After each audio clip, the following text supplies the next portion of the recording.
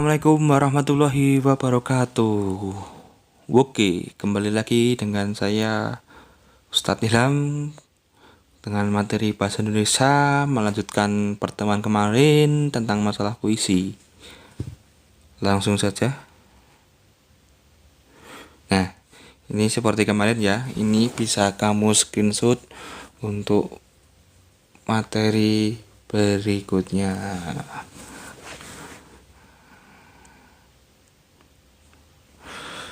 Menyimpulkan isi puisi. 1. Isi puisi. Dengan mengenali unsur-unsurnya, puisi itu bisa kamu pahami isinya secara mendalam. Pengenalan puisi, pengenalan unsur-unsur fisik seperti majas, kata-kata konotatif, perlambangan, dan pengimajiannya memudahkan kamu untuk mengetahui tema dan amanatnya. Kamu juga akan mengetahui perasaan penyair dan sikap terhadap pembaca. Dengan langkah-langkah seperti itu, kamu juga dapat memahami isi puisi Senja di Pelabuhan Kecil sebagai berikut. Puisi tadi yang telah kalian screenshot. Oke, langsung saja. Bait 1.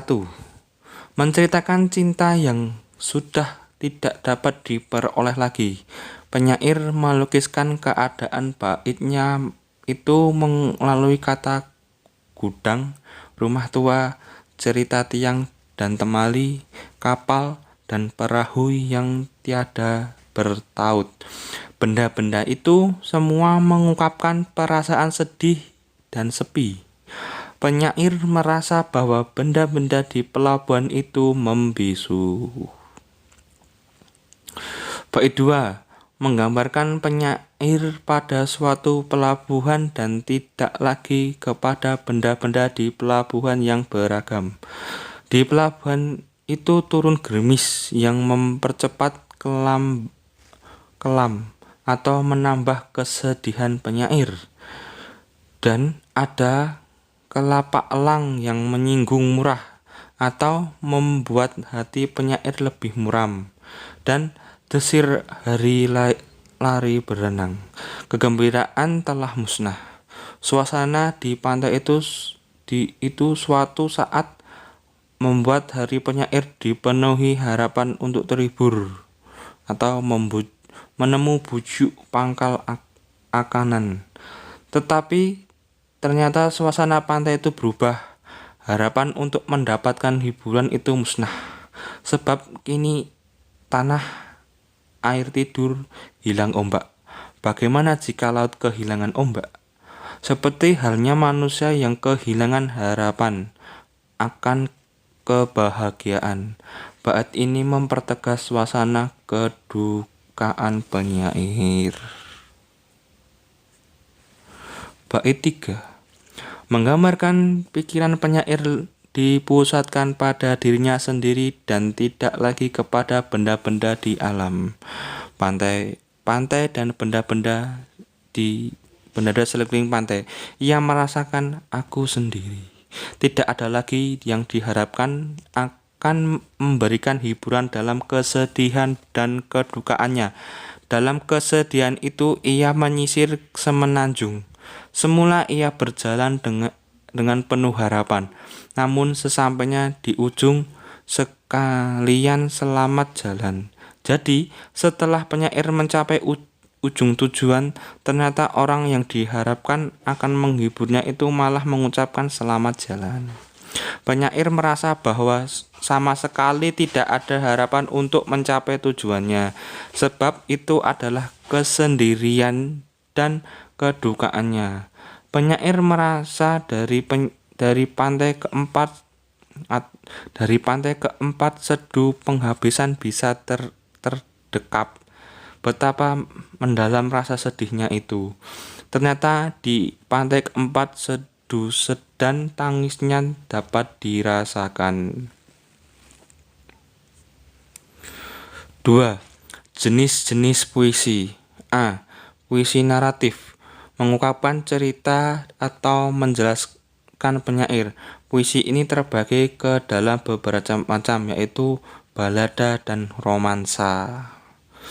Balada adalah puisi yang berisi tentang orang-orang perkasa ataupun tokoh pujaan.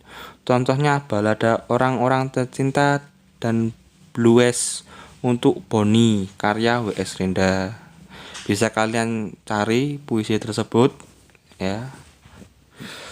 Romansa adalah jenis puisi cerita yang mengungkapkan bahasa romantik yang berisi kiasan percintaan yang dikelilingi perkelahian dan petualangan. Renda juga banyak menulis puisi romansa. Kirjomulyo menulis romansa yang berisi kisah petualangan dengan judul Romance Perjalanan. Kisah cinta ini dapat juga berarti cita tanah kelahiran seperti puisi-puisi Ramadan KH. Jadi kalian bisa cari puisi romance perjalanan. Oke. Puisi lirik. Puisi ini terbagi ke dalam beberapa macam. Misalnya elegi, ode, serenada. Elegi adalah puisi yang mengungkapkan perasaan duka, seperti Elegi Jakarta karya Asrul Sani yang mengungkapkan perasaan duka penyair di kota Jakarta. Seperti tadi, kalian bisa cari puisi itu. Serenada ialah sajak percintaan yang dapat dinyanyikan. Kata serenada berarti nyanyian yang tepat dinyanyikan pada waktu senja. Rendra banyak menciptakan serenada dalam 4 kumpulan sajak, misalnya serenada hitam, serenada biru, serenada merah jambu, serenada ungu, serenada kelabu, dan sebagainya. Warna-warna di belakang serenada itu melambangkan sifat nyanyian cinta itu, yang ada yang berbahagia, sedih, dan kecewa. Seperti tadi, kalian bisa cari kata serenada karya W.S. Rendra, bisa kalian cari dan kalian bisa pelajari. Ode. Ode adalah puisi yang berisi pujaan terhadap seseorang, sesuatu hal, atau suatu keadaan. Yang banyak ditulis ialah pujaan terhadap tokoh-tokoh yang dikagumi. Teratai karya Sanusi Pane, Diponegoro karya Khairil Anwar, dan ode buat proklamator karya Leon Agus merupakan contoh ode yang bagus. Kalian bisa cari ya salah satu saja, Teratai atau Diponegoro atau ode buat proklamator. Bisa kalian cari salah satu saja.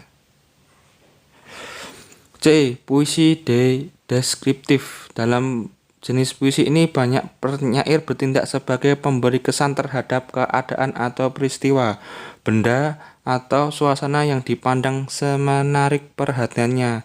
Puisi yang termasuk ke dalam jenis puisi deskriptif misalnya satir dan puisi yang bersifat kritik sosial. Satir adalah puisi yang mengungkapkan perasaan tidak puas penyair terhadap suatu keadaan, namun dengan cara menyendiri atau menyatakan keadaan sebaliknya.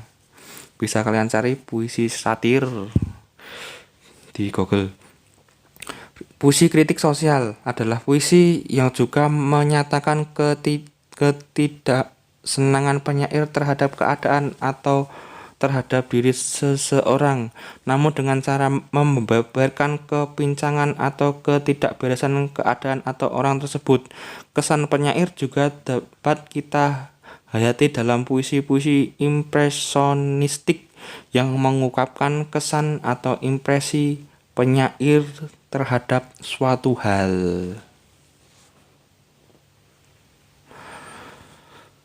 Memilah unsur-unsur pembangun puisi. Unsur-unsur puisi meliputi majas, irama, kata konotasi, dan kata berlambang. Unsur tersebut berfungsi sebagai unsur unsur fisik puisi, yakni unsur yang dapat dikenali langsung oleh pembaca karena sifatnya tersurat. Di samping itu ada pula unsur batin, yakni unsur yang tersembunyi di balik unsur fisik. Untuk menemukannya kamu harus memahami puisi itu dengan baik. Dengan cara demikian akan tersingkap unsur batin yang ada di dalamnya meliputi tema, amanat, dan perasaan penyair, dan nada atau sikap penyair terhadap pembaca. Tema adalah pokok persoalan yang akan diungkapkan oleh penyair. Pokok persoalan antara pokok pikiran itu kamu mendesak dalam jiwa penyair sehingga menjadi landasan utama dalam puisinya.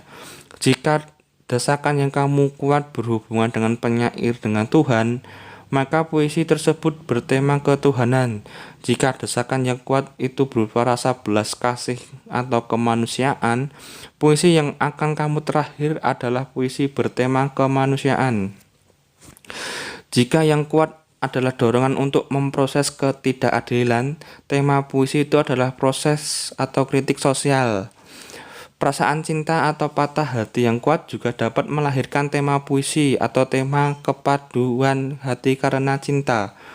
Tema tersirat dalam keseluruhan isi puisi. Persoalan-persoalan yang masyarakatnya diungkapkannya merupakan penggambaran suasana batin penyair. Tema tersebut bisa kamu berupa perasaan penyair terhadap kenyataan sosial budaya sekitarnya. Dalam hal ini puisi berperan sebagai sarana proses ataupun sebagai ungkapan simpati dan keperhatian masyarakatnya, lingkungan dan masyarakatnya.